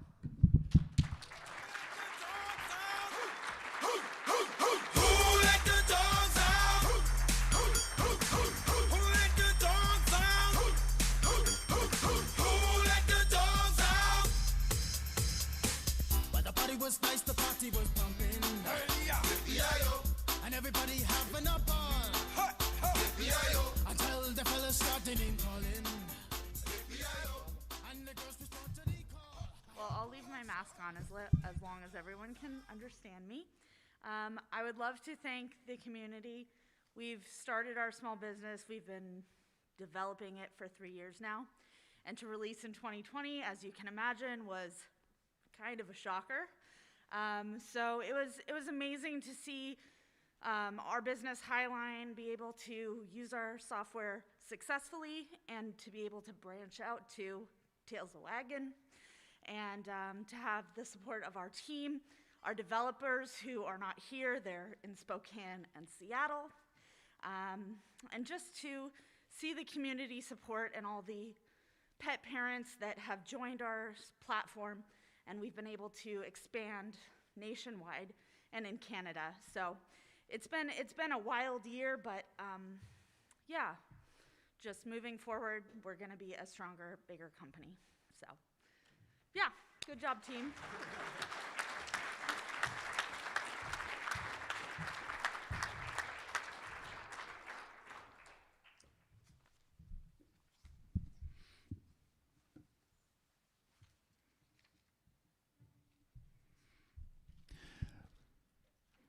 The winner of the Small Business of the Year award last year was Bellingham Training and Tennis Club, Robin Doug Robertson. Another business that just the pandemic really, I imagine, had a real significant impact with them. I mean, they were closed down, completely. Robin did send me a few notes, and she shared that it's not easy to operate and succeed in small business. Receiving this award last year not only gave us the internal acknowledgement of hard work done, but also a nod and recognition from the community that our efforts matter. And isn't that important? We want to know that what we're doing matters, and we're just really happy that they felt that way. It gave pride to our team who worked so hard to bring an exceptional experience to all who visit our club. They capped off their award acknowledgement and threw a big Small Business of the Year party. They invited us. I was actually attending that. There was a bunch of their employees were there, and they had a bunch of clients there as well. And they wanted to be here personally to recognize this year's winner, but for reasons that we all understand, they were unable to do that, or we were unable to have them here. So that being said, looking at these finalists: Ecotech Solar, Simple Box, Tidal Vision USA, Vanderyacht Propane. How could you choose a winner from these companies? All of them very unique. All of them have extraordinary attributes in their own right. All of them have a future. But this year, the Small Business of the Year is Vanderyacht Propane.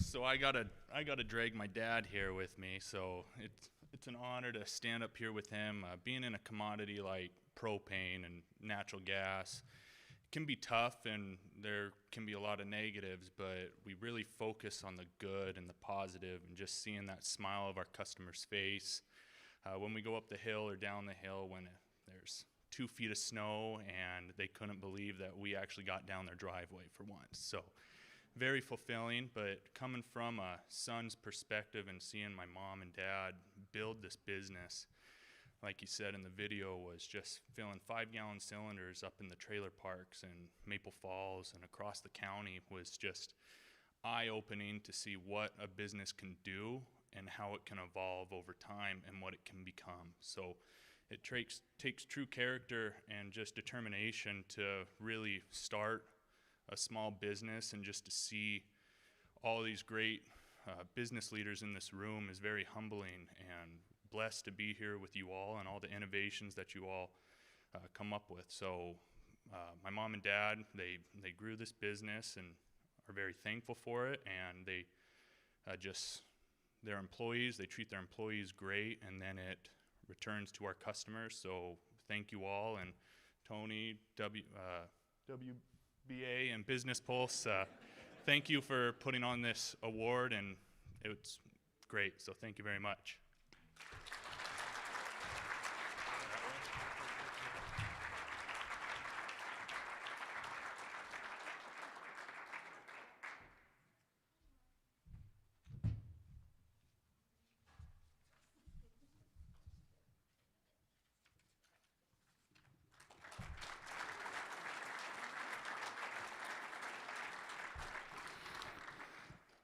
The Business Person of the Year, the previous one, not last year, the year before, when we last had the event, was Matt Mullett from All American Marine. And I got an opportunity to talk to Matt. Matt's watching tonight. And he sent me over some notes that I wanted to share. He said that the COVID pandemic really stretched All American Marine. They immediately lost 2 contracts from tourism-focused customers, which was a big deal for them. He said they were blessed to land 2 subsequent contracts just in time to keep their crew gainfully occupied. One of those contracts was a 50-foot research vessel from NOAA's Olympic Coast National Marine Sanctuary in Port Angeles. Another one was a research vessel, 72-foot, for Puerto Rico. They continue to work on and are just wrapping up the construction of the first hydrogen fuel cell passenger ferry in North America. They believe that green hydrogen, a zero emissions power source, will lead the paradigm shift away from carbon-based fuels in the years ahead. Despite all the obstacles they encountered in 2020, it was a good year for All American Marine. And in fact, I think the reason that he said that, and if those of you that may know Matt, in February, prior to his 69th birthday, he appointed Ron Willey as All American Marine's next President and Chief Operating Officer. And what that means is that he's going to have more time to focus on some of his passions and some of his other activities. And I've got to tell you, just having been here for many years, that it portends pretty well for the winner of the Business Person of the Year award, because we've seen a lot of them sort of transition and not right into the sunset, but stay active and engage themselves into the sunset. So that being said, again, we have a extraordinary group of finalists here tonight. Each one of them leaders in their industry, each one of their companies, really extraordinary companies. We all know these companies. We all appreciate them. But this year, the Business Person of the Year is Steve Bates from Hempler Food Groups.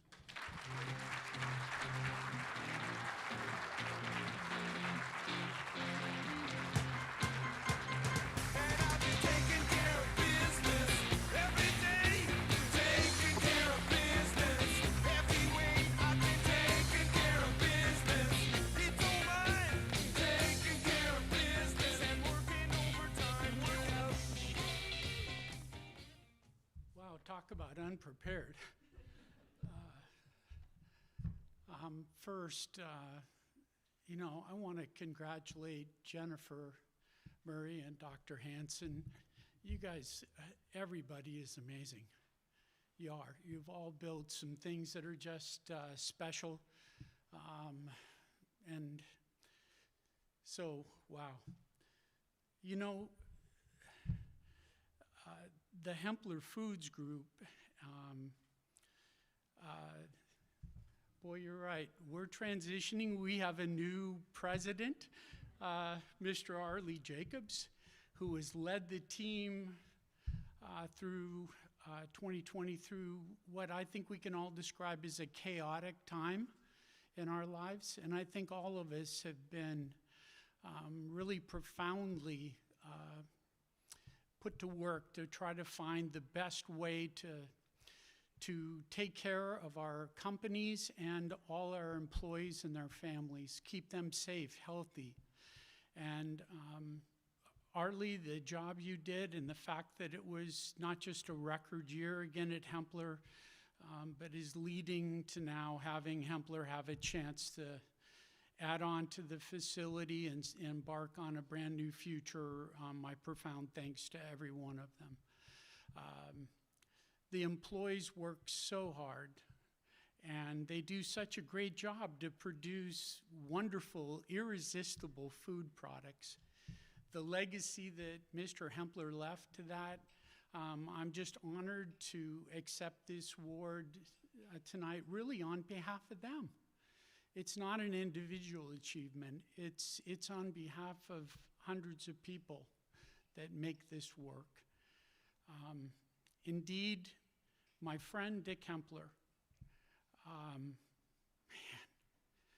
out of all the things I've been fortunate about in my life, how could I possibly be more fortunate than having him as a friend and mentor? And we will always hold him in our heart and remember that his legacy of bringing out the best in all people. He used to say to me, Steve, remember, we're all the same. Everybody that's here and a part of this, they want the same thing we do. They share the same hopes and dreams for their families and for the company that we do. And I'm proud and thankful for that. To the WBA and all that you do, thank you, because sometimes that's tough work. But thanks for standing up for Whatcom businesses and giving us a platform to voice in a secure way what our wants and needs are for this place. And to Whatcom County, as we're embarking again on building on once again, I'm hopeful for this place. When I came here to go to college to Western, when I turned off that freeway, this felt like home.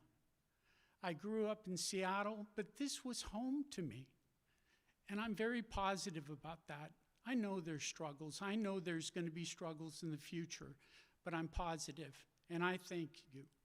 I thank each and every one of you for all you've done to support Hemplers for the 87 years and for all you'll do for our iconic brand and group in the future. Bless you all.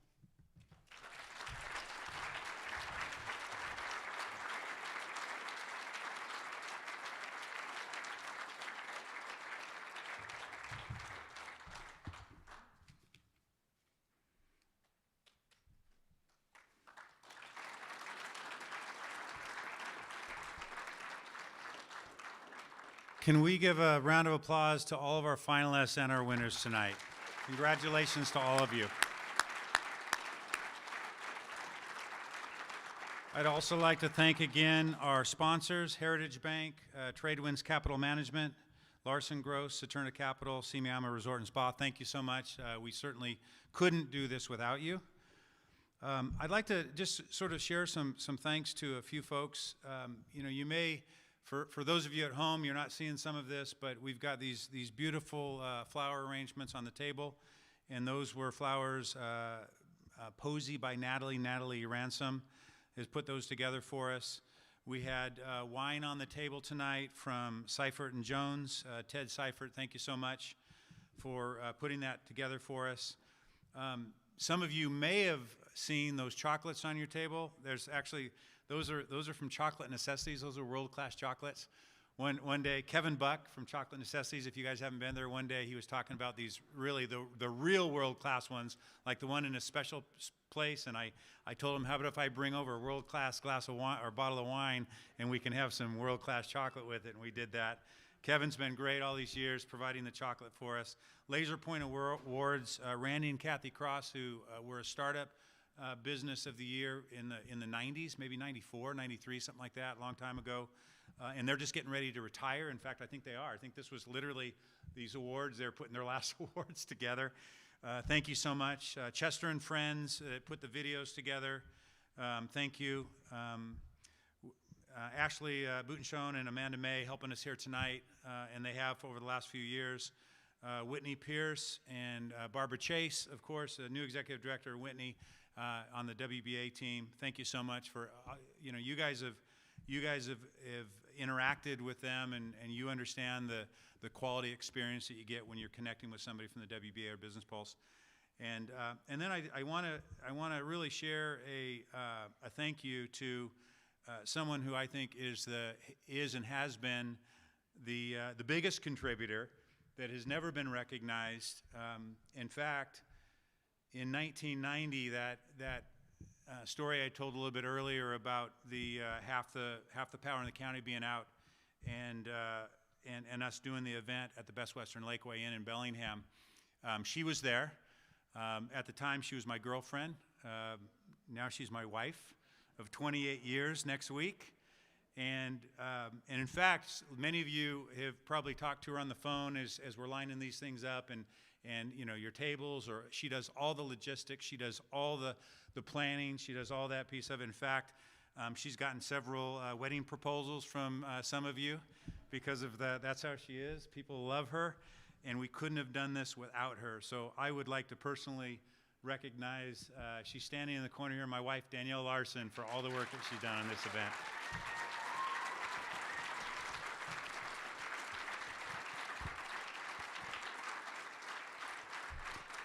And just, you heard me talking about former publisher, former president of the WBA, so we're not actively involved in the day-to-day, but Barbara, Danielle, I did overhear Danielle say that she hopes that you will call on her in the future to help on this event.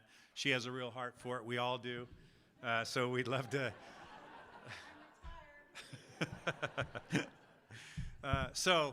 With that, again, thank you, everybody. God bless all of you. We hope to see you next year. Don't drive safe. And just a reminder that we've got a very special deal on rooms tonight. So if you want to stay here at the Inn at Semiahmoo, you can do that. I think $129 a night. You're welcome to stay. Just tell them you're with the group. God bless. Good night. Thank you so much for all you do. Really appreciate it. And also, thank you all at home, watching at home. Thank you for supporting the WBA and Business Pulse magazine. Good night.